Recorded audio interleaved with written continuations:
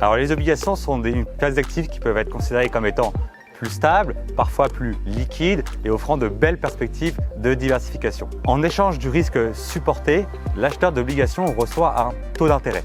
Un taux d'intérêt qu'on appelle également un coupon qui peut être payé de manière périodique, c'est-à-dire tous les ans ou tous les 3 mois. Il existe différents types d'obligations, des obligations d'entreprise, des obligations d'État et même de collectivités locales. Le coupon peut être fixe, il peut être variable, il peut être lié à l'inflation et même le remboursement peut se faire en actions de l'entreprise par exemple. C'est ce qu'on appelle les obligations convertibles en actions. La grande différence parmi toutes ces obligations, c'est le risque de l'émetteur qui est défini notamment par les agences de notation.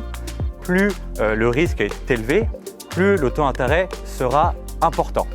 Les obligations les mieux notées par ces agences de notation sont appelées investment grade, alors que les plus risquées sont appelées high yield. Les obligations cotent en pourcentage de la valeur nominale, qu'on appelle également valeur faciale, et à l'échéance, c'est la valeur nominale qui sera remboursée. Pendant leur durée de vie, les obligations peuvent s'échanger sur le marché, pour en acheter, soit en vendre.